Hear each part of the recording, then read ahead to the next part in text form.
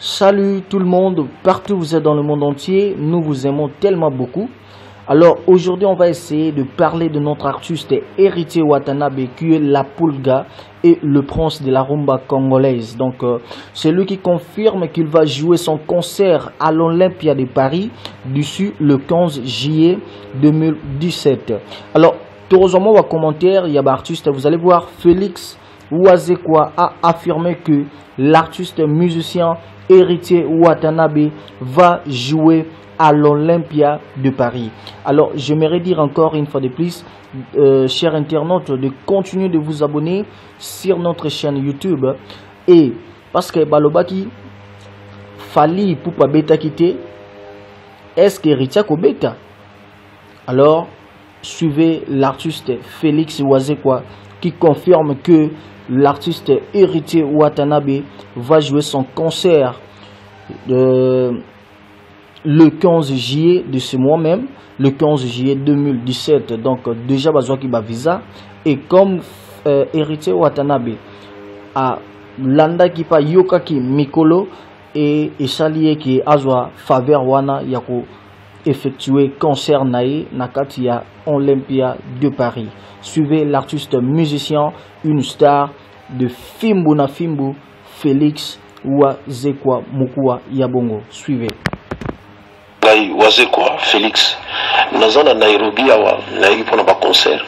Mais je le cas bien, Fimbu, vraiment ça va. Donc, nous avons un message pour nous le l'équinanga héritier Watanabe. Nous avons tout cela n'est qu'à Sikoyo. Tout cela pour nous tina ya concert nae. Na benga qui est déjà avant, expliqua qui est n'engini na koko qui kosala pour na concert ezala.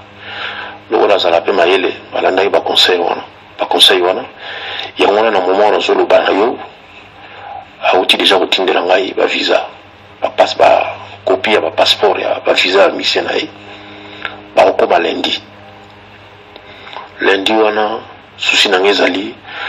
En tout cas, même yo moso kokaso kokate pour mobiliser batou bazala na aéroport pour na yamba héritier. Après que l'on voit dans l'aéroport, il faut qu'on ait la préfecture pour la préfet à Mona. Mais ça, la réalité, moi, les Kawana, moi, dans le Balobanwa, na kati réalité aux obisota mingi. Mais il faut se présenter à la préfecture pour préfet à Mona qui tous en abisa pour ça concert ou bien le Balobanwa bango za ndema malukuta. Et puis ceux qui tant aux héritiers lundi prochain dans Roissy, mais on s'est mobilisé vraiment pour le concert. Donc, au qui vous en a concert ou à la thé, sans en a souci pendant un moussala n'a eu osé quoi. Là, il n'est mouton à Kangaki Olympia, on n'a pas congolais. Là, na lingi, Kakangai, na lingi suko héritier à fond là, il y a un abané au PC ba conseil, banda, na monaki ngai moko, comme on a eu la liste de batouabeta na Olympia. De son côté, dans le site Olympia, on a comme héritier. À partir de là, on a benga qui la pisa qui va conseil, les lotos solo linganaï, l'auto solane, sikoyo, abivé merci mingi. Donc, à nous, le baki, donc, défaté. Donc, visa déjà c'est bon, et puis sikoyo, comme il y a déjà.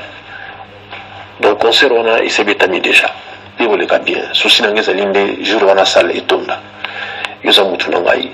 Et puis, il y a que yosa l'influence, on a bateau, yoke la, nengi pour yoke la, mobiliser bateau, basa la jour on a le concert, ça on a ebo ya bateau. Pour moi, on a que oui, effectivement. Par contre, on a pour ça concert. Donc, et puis, tout ça, on a pour ça culture, on a biso. Et là, on a dit que ça, la siko, ok, l'orchestre, tout, etikali, et on peut ça, c'est bon. Malheureusement, héritier Epsinga, ils ont un micro, nous soutient en tant que commoté. Bazo se belate n'engi à l'ingaya, banda ba concert na Paris. Mais biso ba noir finalement, na évité, so ba sala biso na pousser la mabaya, na évité. Vous savez tout ça, ndini. Pour, il faut que mouta ba na fondé ça. Donc, les héritiers, d'autres ils en ont. Ils ont ba niama, ba léopard, quoi, ba yobeta sukoto, na évité, ils ont ba nanya. Gori to banen ba beta na Olympia fa ça va mutu. Donc ya wana ba makamona ngana za kunate susi na ngana sali message o sali ko ebisa yoka ke héritier autotini na ba visa azoya sala to mobiliser bato lundi bozala wana na aéroport soki moyen te bozala na concert botondisa sala wana tolakisa na mokili mpe na bato batikali ke baza na soni parce que bato balingana na bango makambo ya baconcert. Voilà, donc vraiment eloko nasaleli message yango wana yokela ngai vraiment mobiliser bato bozwa makambo au sérieux nayebi kolinga ngai sala en sorte ke mosala na ngai mpe oyo esalaki lelo ne mosusu oyebelanga bien mosala ngo econtinue po biso tokokoma bamandia te ozomona tokokoma bato moko te ondiri tokomi loka so neti ndenge nini te mosala na biso eza mosala moko ya valeur kua mais valeur nango komi kosila mpo nini mpona makambo buso baboye oni nga nayebisaki bandeko na biso bacombattant na proposaki bango bien ntango ofukamisi mwana na yo mpo olakisa toujours autorité na yo papa yo moko mpe foye bakotelemisa ye ele teke moto mosu akotelemisa ye banda bapesa biso punition ti lelo batelemisaka biso te awa tokomotelema na ndenge na biso moko tika totelema. Voilà, nayebisaki bacombattant bozongisa baconcert wana bozwaka ata 10 minutes ata 20 minutes na kati ya concert boloba makambo na bino bozwaka ata 10% so tobeti concert nyonso wana baboyi bon loba lelo ke na ndenge sikoyo ke eza na bato mosusu nde batelemisi biso donc totelema ya solo baconcert ezonga tolakisaki tolingaka culture na biso. Merci mingi vraiment à faire partager message na bandeko mingi mpona to soutenir héritier ngai waze kwa naza na Nairobi. Merci, vous avez suivi Félix Wazekwa Mukua Bongo, l'artiste congolais en musicien, le patron et l'artiste qui a fait danser les Congos Fimbu na Fimbu ou Ebinami partout. Je pense que tout le monde partout dans le monde entier, vous avez bien suivi le message de l'artiste musicien Félix Wazekwa.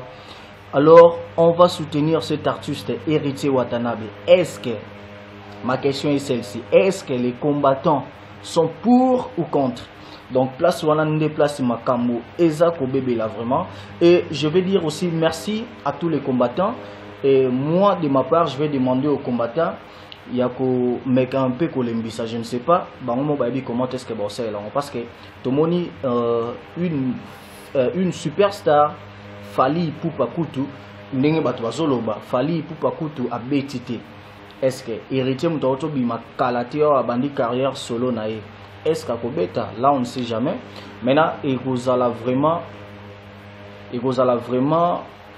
y a Bakaka les 15 ans parce que ce lundi déjà la team Wata ils ont quitté Kinshasa pour se retrouver déjà à Paris. Donc comme Félix Wazeko a dit, de mobiliser tout le monde déjà, de mobiliser, Batouba c'est mobiliser déjà Kende Koyamba artiste musicien héritier Watanabe na aéroport kuna na Paris pour que prouver que non Batouazarana on a besoin de concert. Et alors eloko esaka pasi to yebite soki ko beta comme les autres disent que héritier so mema bato pour ba kima na bango na poto et bon se retrouver yemoko azonga yemoko na kim on ne sait jamais ba argument za tellement ebelé to ko continuer te mais juste ezaki message to linga to passer bino na oyo une star congolaise Félix Wazekwa a lancé un message pour que tout le monde bazwango vraiment à cœur et beaucoup plus dans bateau bazan à poto Bakende Koyamba artiste Nabango, le prince de la rumba congolaise qui est héritier Watanabe, la Pulga, le Magba, Gogan, hein? Comme on dit, Gogan quoi, Motona Tembe, Cosa Nostra. Donc voilà. Je dis merci à tout le monde et à tous ceux qui m'ont suivi à cette heure et merci à Elkan Ampialou depuis USA, merci à tous ceux qui m'aiment, Duvenal Kakou le patron canadien, merci à tout le monde vraiment, donc merci à tous ceux qui aiment votre humble servant comme je suis là et je vous aime tellement bien et c'était juste un message à vous faire parvenir partout où vous êtes dans le monde entier. Est-ce que héritier Watanabe a kobeta toi kobeta te Banque mondiale landango on ne sait pas ce qu'il y a kobeta fidèles et pequeños de Shokaki Jigoro Chancel Manonga tu ebite soka obeta et un grand merci, un grand remerciement na ba o tout pas soutenir ngai na ba o tout yangai. Je pense que place vous allez beaucoup déjà. Merci à vous et pourquoi pas dire aussi merci et bonne journée à tout le monde et à part ça je dis ciao, on se voit. Merci.